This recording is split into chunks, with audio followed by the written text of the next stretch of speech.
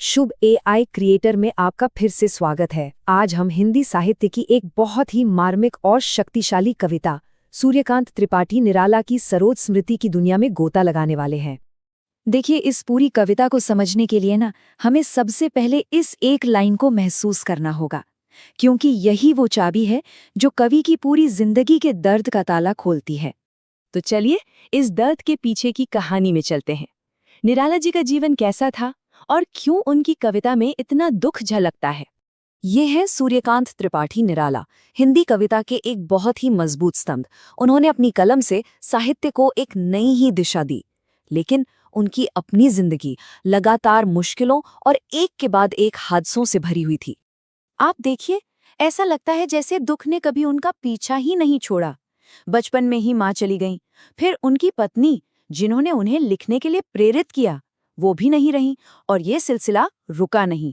पिता, चाचा, भाई एक के बाद एक सब चले गए, और फिर वो सबसे बड़ा दुख जो कोई भी माँ बाप सोच भी नहीं सकता, उनकी अपनी बेटी सरोज का जाना। और इसी टूटन, इसी दर्द को उन्होंने अपनी कलम से उतारा सरोज स्मृति में। ये कविता शुरू होती है उनकी बेटी सरोज की शादी की एक मीठी सी पर दर्द भरी याद से।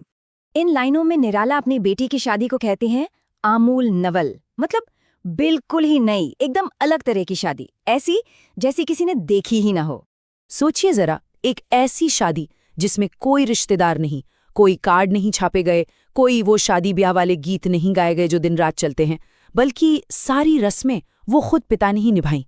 माहौल में एक अजीब सी शांति थी, एक खामोश संगीत था।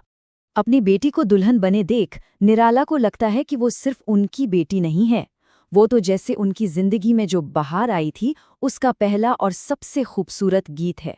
उनकी उम्मीद, उनकी खुशी, सब कुछ।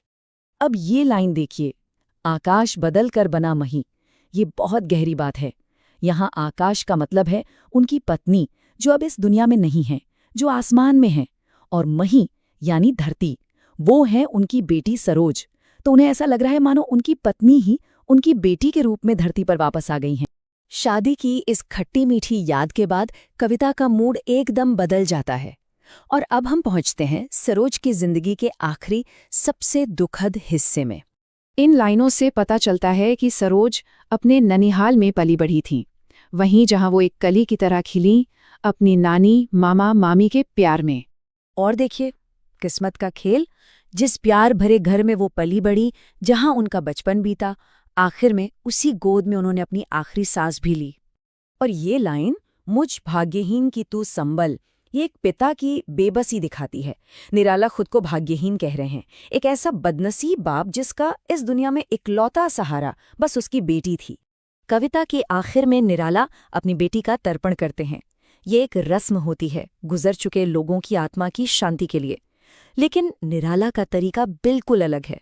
वो पानी या फूल नहीं चढ़ाते, बल्कि वो कहते हैं कि मैंने अपनी पूरी जिंदगी में जो भी अच्छा काम किया, जो भी कविताएं लिखी, वो सब कुछ मैं आज तुझे सौंपता हूँ। ये उनकी आखिरी भेंट है अपनी बेटी के लिए।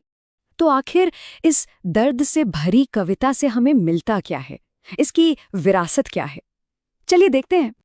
तो सरोज स्मृति सिर्फ एक कविता नहीं है, ये एक बाप का रोना है अपनी बेटी के लिए। ये उनकी पूरी जिंदगी के संघर्षों का आईना है। और हाँ, ये हिंदी साहित्य का एक ऐसा हीरा है जो हमें बताता है कि कैसे बहुत गहरे दर्द से भी बहुत गहरी खूबसूरती निकल सकती है। और आखिर में यह कविता हमें एक सवाल के साथ छोड़ जाती है। क्या सच में आर्ट यानी कला इतने गहरे जख्म भर सकती है? क्या लिखने से दर्द अमर तो हो जाता है, पर क्या वो कम होता है? शुभ एआई क्रिएटर देखने के लिए धन्यवाद।